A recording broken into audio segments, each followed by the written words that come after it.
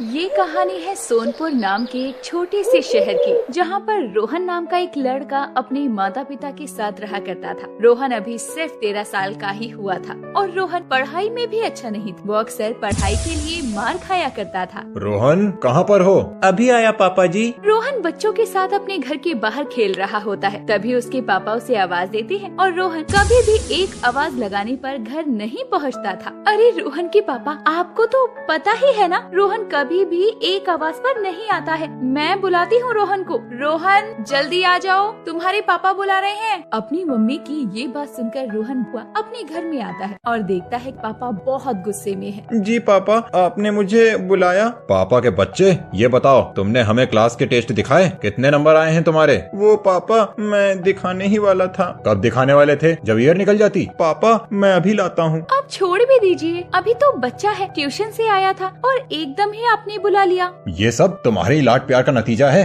तभी रोहन अपना टेस्ट निकाल कर लाता है, जिसमें उसके 20 में से 0 मार्क्स आए होते हैं और वो डरते डरते अपने पापा को वो टेस्ट दिखाता है। ये लीजिए पापा, ये रहा टेस्ट। देखो मधुरिमा, देखो 0 नंबर लेकर आया है तुम्हारा बेटा। कोई ना, आगे अच्छा ले आएगा, फाइनल में अच्छा करेगा ये। तुम ऐसे ही उसकी साइड लेना और उसे बिगाड़ना। ऐसा बोलकर रमेश तो वहाँ से चला जाता है और फिर मधुरिमा रोहन को खाना खिलाकर सुला देती है। ऐसे ही कई दिन बीत जाते हैं। फिर एक दिन रोहन के घर के पड़ोस में एक लड़की जिसका नाम अंजलि था, वो अपने परिवार के साथ वहाँ रहने आती है और अंजलि 12 साल की बहुत ही सुंदर और होशियार लड़की होती है। जैसे ही अंजलि गाड़ी से उतरती है तो बाहर खेलता हुआ रोहन उसे देखते रह जाता है। अंजलि अपने माता पिता के साथ घर में चली जाती है। मम्मी, ये घर तो कितना अच्छा है, पहले वाले घर से बड़ा भी है। अरे हाँ, सही बोल रही हो अंजलि, पहली बार तुम्हारे पापा को जो घर अलॉट हुआ है वो हमें पसंद आया है। मम्मी, हम घर की सेटिंग कब करेंगे? बेटा, कल तुम्हारे पापा जब ऑफिस चले जाएंगे तो उसके बाद धीरे धीरे घर की सेटिंग हम करते रहेंगे। और तुम्हारा भी तो न्यू स्कूल में एडमिशन कराना है। मम्मी, हम कल ही न्यू स्कूल चलेंगे। अच्छा ठीक है, हम कल ही तुम्हारा एडमिशन कराने चलेंगे।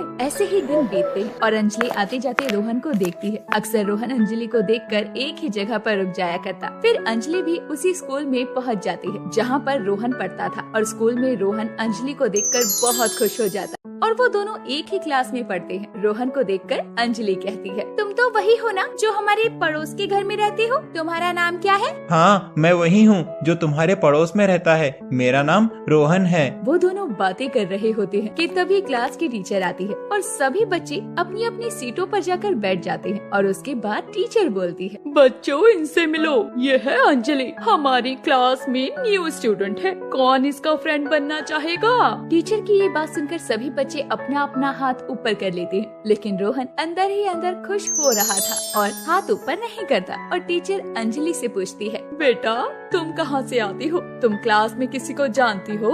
मैम, मैं रोहन को जानती हूँ, मेरा घर इसी के पड़ोस में है। बेटा, रोहन तो खुद ही अपना काम पूरा नहीं करता, तुम तो उसके घर के पास रहकर भी काम पूरा नहीं कर पाओगी। ये बात सुनकर सभी बच्चे रोहन की तरफ देखकर हंसने लगते हैं और ऐसे ही कई दिन बीत जाते हैं। रोहन और अंजलि फिर एक दूसरे की तरफ आकर्षित होने लगते हैं, लेकिन प्रपोज करने की हिम्मत किसी में नहीं होती। फिर एक दिन अंजलि रोहन के घर आती है। रोहन, रोहन! अंजलि की आवाज सुनकर रोहन की मम्मी मधुरिमा बाहर आती है और पूछती है, क्या हुआ बेटा, रोहन ने कुछ बदमाशी की? नहीं नहीं आंटी, मैं तो रोहन से कॉपी लेने आई थी। अच्छा, तुम कॉपी लेने आई हो? रोहन अभी तो घर पर नहीं है। कोई बात नहीं, मैं स्कूल में ही कॉपी ले लूंगी। तुम दोनों सेम क्लास में पढ़ते हो? हाँ जी आंटी जी, अगर रोहन आए ना तो आप उसे बता देना कि अंजलि कॉपी लेने आई थी। ठीक है बेटा, बता दूंगी। उसके बाद अंजलि वहाँ से चली जाती है और जब रोहन घर आता है तो मधुरिमा उसे बताती है, बेटा कोई अंजलि आई थी घर पर। सच में अंजलि आई थी? अंजलि का नाम सुनते ही रोहन के चेहरे पर एक लाली छा जाती है और वो बहुत खुश हो जाता है, पर वो अपनी मम्मी को पता नहीं चलने दे सकता था,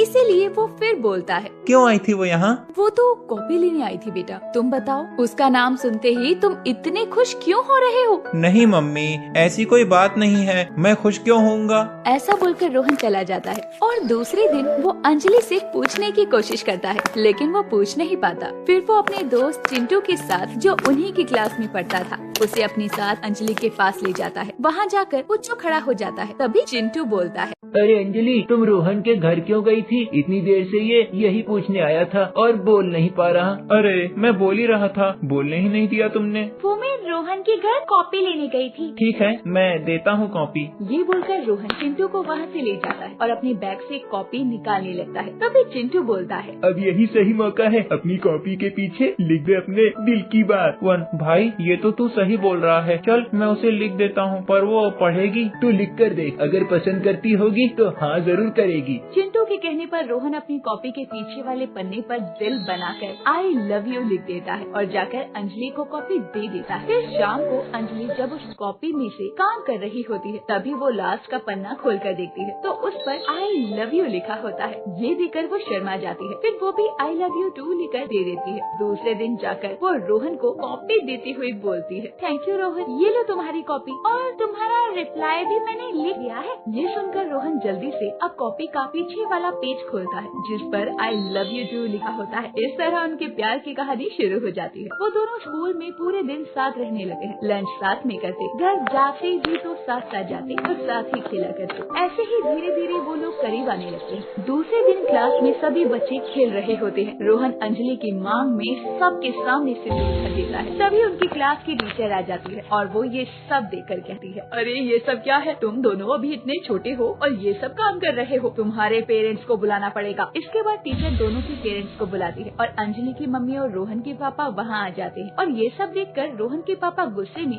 अभी बड़े हुए नहीं, पढ़ पाते नहीं हो और प्रेम कहानी बनाओगे? अंजलि, मुझे तुझसे ये उम्मीद नहीं थी। आप लोग कुछ भी कहिए, हम दोनों एक दूसरे से प्यार करते हैं और एक दूसरे के बिना जी नहीं सकते। हाँ पापा, अंजलि बिल्कुल सही कह रही है, हम दोनों एक दूसरे से बहुत प्यार करते हैं। तू घर चल, फिर मैं तुझे बताता हूँ प्यार करने का नतीजा क्या होता है। सबके समझाने पर अंजलि की मम्मी करिश्मा रोहन के पापा को समझाने लगती है, देखो भाई साहब, अगर ये बच्चे प्यार करते हैं तो हम इनकी शादी कर देंगे, लेकिन इन्हें इसके लिए अच्छे से पढ़ाई करनी होगी। जब ये बड़े हो जाएंगे तो हम इनकी शादी कर देंगे। अगर बहन जी आपको कोई आपत्ति नहीं है तो हमें भी नहीं है, लेकिन उसके लिए इन्हें अच्छे नंबर लाने होंगे। हाँ अंकल, हम अच्छे नंबर लाएंगे। उसके बाद से अंजलि और रोहन दोनों ही पढ़ाई में एक दूसरे की मदद करने लगते हैं और बहुत मन लगाकर पढ़ते हैं, जिससे उन दोनों के ही क्लास में अब अच्छे मार्क्स आने लगते हैं। ये कहानी है चंबल की, जहाँ पर कुछ आदिवासी रहा करते थे, जिसमें से एक कुमार का परिवार भी था। इसमें कुमार की पत्नी बिंदी और उसकी बेटी कुमकुम उसके साथ रहा करते। वो लोग बहुत गरीब थे, जंगल में लकड़ियाँ काटकर अपना गुजारा करते। लेकिन कुमकुम रोजाना खड़ी हुई अपने घर से स्कूल जाती हुई लड़कियों को देखती और फिर एक दिन, माँ, हाँ बेटा, क्या हुआ? माँ, मुझे भी स्कूल जाना है।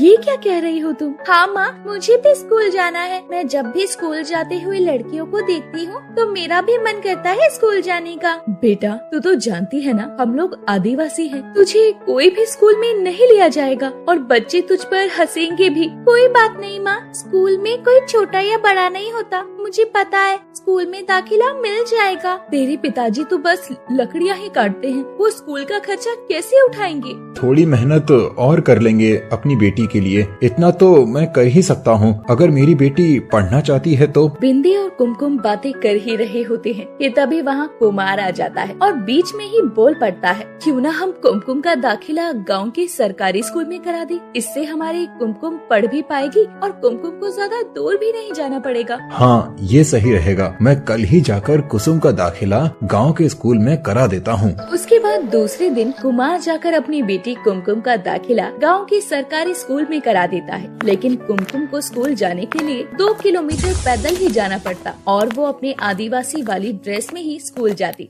जैसे ही कुमकुम अपनी क्लास के दरवाजे पर पहुंचती है, सभी बच्चे उसे देखकर हंसने लगते हैं और क्लास में एक टीचर पढ़ा रही थी और वो बोलती है, मैं अंदर आ सकती हूँ मैम? क्लास के सभी बच्चे कुमकुम को देखकर हंस रहे होते हैं। तो उसमें से एक लड़की जिसका नाम शीतल होता है, वो बोलती है, मैम, बाहर से पेड़ पौधे अंदर आ रहे हैं, अब वो भी हमारे साथ पढ़ेंगे क्या? क्लास के सभी बच्चे जोर जोर से हंसने लगते हैं। सभी बच्चे चुप हो जाओ। टीचर के ऐसा बोलने पर सभी बच्चे चुप हो जाते हैं। आओ बेटा, अंदर आओ। तुम कुमकुम हो ना? जी मैम, मैं कुमकुम हूँ। जाओ, जाकर सीट पर बैठ जाओ। जी मैम। उसके बाद कुमकुम सीट पर बैठने जाने लगती है और वो सबसे पीछे वाली सीट पर जाकर बैठ जाती है। थोड़ी देर के बाद लंच हो जाता है और सभी बच्चे कुमकुम को घेर कर खड़े हो जाते हैं। उसमें से शीतल बोलती है, पत्तों वाली लड़की, कहाँ जा रही हो? सुनो ना हमारी बात। मुझे कुछ नहीं सुनना, मुझे जाने दो। ऐसा बोलकर कुमकुम वहाँ से जाने लगती है, पर बच्चे उसे वहाँ से जाने नहीं देते और सभी मजाक बनाने लगते हैं। सभी उसके बाल तो कभी कपड़ों को हाथ लगा रहे होते हैं। वैसे तुम्हारा नाम क्या है? मेरा नाम कुमकुम है। तुम्हारी इस ड्रेस में तो तुम्हें गर्मी भी नहीं लगती होगी। हाँ, नहीं लगती। शीतल कुमकुम से अजीब सवाल कर रही होती है कि तभी वहाँ उसकी सहेली डिम्पल बोलती है, ये तो तूने सही कहा शीतल, तू सही बोल रही है। कुमकुम को गर्मी नहीं लगती होगी इस ड्रेस में। लेकिन कुमकुम, अगर तुम्हारी ये ड्रेस फट जाती होगी तो तुम क्या करती होगी? अरे क्या करती होगी का क्या मतलब? और पत्ते जोड़ लेती होगी। वैसे कुमकुम, अगर तुम्हारे पीछे कोई बकरी लग गई तो तुम क्या करोगी?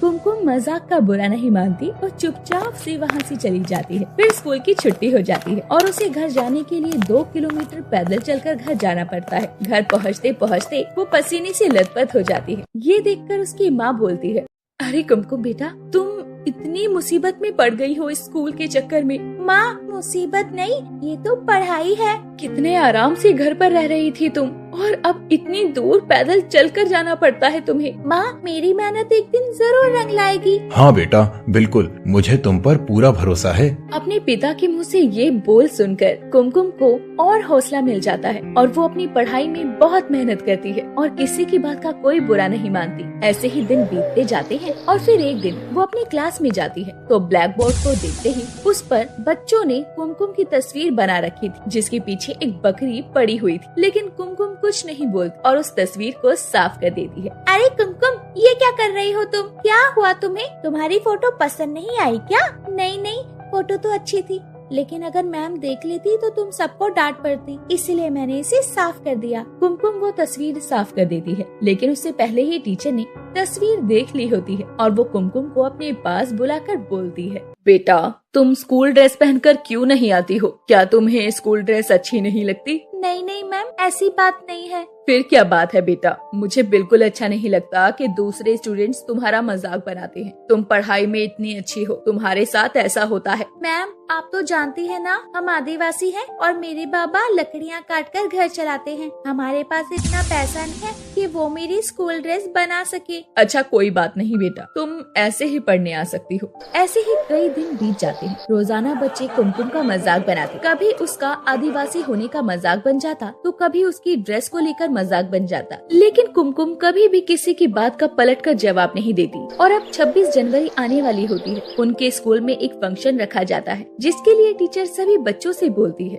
सुनो सभी बच्चे सुनो, हमारे स्कूल में गणतंत्र दिवस मनाया जाएगा। उस दिन एक कंपटीशन रखा जाएगा जिसमें सभी बच्चों को ड्राइंग बनाकर लानी है। ठीक है मैम। ये बात सुनकर क्लास के सभी बच्चे बहुत एक्साइटेड हो जाते हैं और शीतल अपनी सहेली डिम्पल से बोलती है, ये कंपटीशन तो मैं ही जीतूंगी, देख लेना। जैसे क्लास में फर्स्ट आती हूँ ना, इस कंपटीशन में भी फर्स्ट मैं ही आऊंगी। तुम्हें पता है शीतल, कल ही मैंने नए कलर लिए हैं तो उससे ड्राइंग करके लाऊंगी। कुमकुम, तुम क्या बना कर लाओगी और किससे?